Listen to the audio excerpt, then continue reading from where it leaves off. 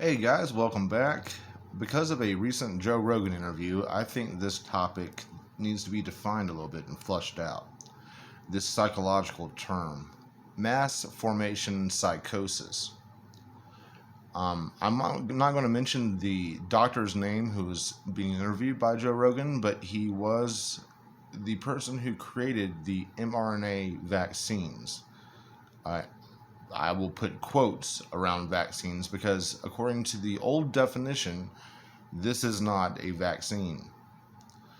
What we are currently being pushed by the pharmaceutical companies is nothing but a power and money grab. Psychosis is when people lose some contact with reality. Mass formation psychosis is when a large part of society focuses its attention to a leader or a series of events, and their attention focuses on one small point or issue, a virus that doesn't kill 99.9% of the people who get it. Followers can be hypnotized and led anywhere, regardless of data proving otherwise. Does that sound familiar? Because right now they're taking people like Trevor Noah from The Daily Show and calling him an anti-vaxxer just because he's questioning the CEO of Pfizer coming out and saying, hey, you need the boosters, the boosters that we produce and make money on. He called that out, and they called him an anti-vaxxer. And this guy is so far left, it's insane. Just like Sarah Silverman recently came out against Joy Reid and said that she should read an article before making posts about it which do not have any bearing on reality. And people called out Sarah Silverman and said she was racist, and that Joy Reid didn't have the capacity to read the article because she was black, which is not the case at all. Sarah Silverman just wanted her news to be quote-unquote fair and balanced. A key aspect of the phenomenon is that people they identify as the leaders, the ones that can actually solve the problem or issue alone, they will follow that leader regardless of the new information or data. Furthermore, anybody who questions the leader's narrative is attacked and disregarded. What does that sound like to you? Who does that sound like? Maybe one Dr. Anthony Fauci? Hell, look, they make fucking bobbleheads of him.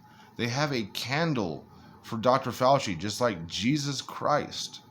These people worship him, even though it's come out that his organization has funded research on Monkey Island off of the coast of South Carolina that does maximum pain research on higher primates, meaning that he allowed primates to be tortured to death. Not to mention the sand flea dog experiments where these people in Africa were funded by Fauci's organization to sever the vocal cords of dogs, put their heads inside of sealed boxes, and allowed sandflies to eat the flesh off of their face, to chew off their eyelids. Dr. Fauci's behind this, but yet people still listen to him. And it comes out that maybe the Wuhan lab itself was partially funded by Dr. Fauci's organization. There are 4 key components needed for an environment to experience a mass formation psychosis. Lack of social bonds, which they have basically destroyed all social bonds in the process of locking us down for COVID. A lot of people have lost their jobs. A lot of people have lost their ability to go to the gym or to concerts or any other place they find social connection with other humans. Instead, you're pushed onto social media, which is not a replacement for actually seeing a person's face in real life and touching a person's hand in real life. The lack of societal connections goes back to the family unit. And as we saw from certain socialist websites within this last couple of years, part of the process of demoralization of the American people is the decoupling of the family unit by promoting women's quote unquote liberation, which basically just makes them as toxic as men and pushes them onto platforms like Tinder and Bumble so they can have some kind of male connection, and then they end up just cheating on their potential partner anyways, because Instagram and Facebook has told women that, you know what, it's actually a good thing for you to have completely meaningless sexual relationships. And that's destroyed the family unit to a large part. It's destroyed my family unit. I used to have a wife and children of my very own. But my wife, since she was a completely ugly duckling for most of her early life, she had a huge wart on her face, eyebrows as thick as the Serengeti. Uh, she was chunky with a big fupa, a front upper pubic area. She did not start to get attractive until she hit her 23rd or 24th year on this planet. And whenever she did, she finally started getting attention from boys. And because I had been her only partner, the partner who loved her because of her personality, even when she was not very attractive, whenever boys started paying attention to her, she started sleeping around and cheating on me basically every chance she got. This is because of the traditional female mentality being corrupted by an over-sexualized, under-respected version of femininity. Women have a very special, powerful magic to them, and that is being drained away and used in things like advertisements in order to convince you to buy some useless crap you don't need by selling you sex. This is all part of decoupling social connections. Also, the lack of sense making. Things don't make sense, and of course they don't make sense. We're living in fucking clown world. You have people coming into a neighborhood where they just recently burned down a building with people inside of it, and whenever someone inside of their own home shows the rioters that he has a gun, they call the police. The police who they decided they wanted to defund because they're nothing but bastards, apparently. All cops are bastards. The cops come on behest of this riotous mob and then arrest the man inside of his own house for holding a shotgun to the window, for showing it to the people who are potentially going to burn down his property. So that man goes to jail. Things do not make sense right now. You have police protecting Antifa. Antifa, the very organization who wants to defund police. It makes no sense whatsoever. Then you have people like Kyle Rittenhouse, who was just trying to help his community and ended up shooting a pedophile and killing him. You have Kyle Rittenhouse being called a murderer for just trying to defend himself, even though he was a child. He was only 17 years old at the time. Society does not make sense right now. Then you had that couple, and I believe it was Minnesota, the McClaskeys, who came out to defend their house with a unloaded gun and an AR-15, I believe, was what his wife was holding. And she had horrible trigger discipline, was basically holding the gun at rest, pointed at her husband. It was completely ridiculous to see, but they were just trying to protect their property because these rioters had broken through a gate and come into a gated-off community and were acting like a mob. So they came out to defend their property, and they have to give up their guns, and they have to go to court, even though these people broke down the gate. They were on their property. The world does not make sense right now. But most importantly, out of the four, I think, is free-floating anxiety, which was also caused by this quote-unquote epidemic. This makes everyone scared. Within the first 10 days of this outbreak in March of 2019, god damn, it's so long ago. 2020? 2020. Whatever. Whenever this started years ago, they made people think that over 10% of the people who had the Rona in Italy were dying. This virus had a 10% fatality rate. This was on the news media. This was everywhere. This made everyone very anxious. A lot of people chose to stay inside their house during the first couple of weeks because they didn't want to die. But after a fucking couple of years of this shit, I'm no longer scared. I wasn't scared after the first 10 days. In fact, within the first 10 days of this, I ended up going to a gentleman's club where I met a woman. Ended up going back to her hotel because she was a nurse that just got a divorce and was coming into Denver to help with the medical load.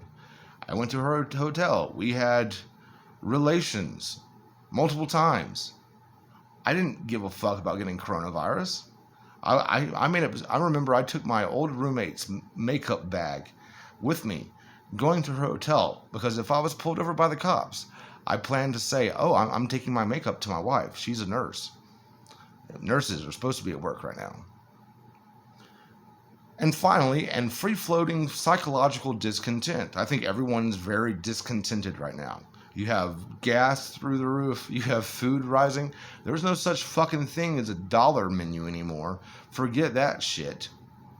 And free-floating anxiety is a general sense of uneasiness that is not tied to any particular object or specific situation.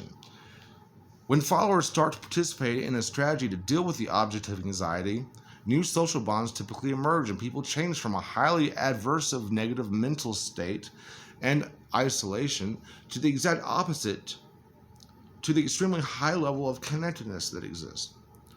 Because of the politicization of the virus that we are now dealing with, this has formed new social groups.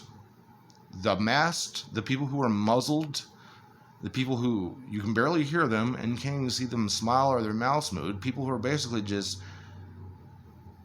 dehumanized sets of floating eyes, and the people who want to breathe normally, the people who do not believe that this virus has a very high chance of killing you, the people who do not want a fucking vaccine like myself. The more they push it, the more I don't want it. As they say in the business, if a product is free, you are the product. So this motherfucker, they lift up on their shoulders as some kind of deity. Let me just play this for you real quick. I just want you to see how they are playing this game. Blizzard is about to hit this country.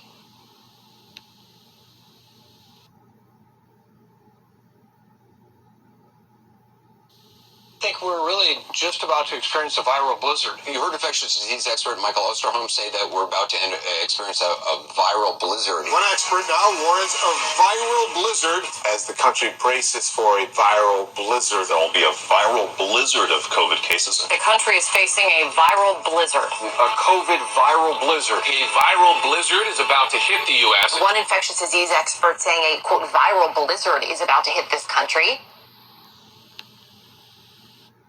The only thing that is viral is fucking fear right now. Now, eventually there will be something much worse than the coronavirus that will probably be released on purpose, that will have a much higher fatality rate. And because of all of this bullshit, it will be a boy who cried wolf scenario. The Chicken Little and the falling sky scenario, where people won't want to stay in their home. They won't want to lock down. They won't want to not go to work to feed their families because they've already experienced a false flag in the face of this quote-unquote pandemic. Pandemic means fear. Pandemic comes from panic, which comes from pan, which comes from Dionysus' friend, who always followed, because where Dionysus goes, where psychosis goes, panic follows, fear follows. This is the real virus. This is what's really hurting society. 2022 is going to be much worse than 2021. You'll see a lot of people getting moved to these these isolation camps, these quarantine camps, these fucking concentration camps. Jesus Christ, we all know what they are. You're being moved there without any kind of due process in Australia right now for people who are not even COVID positive, but people who have had contact with people who may have been COVID positive.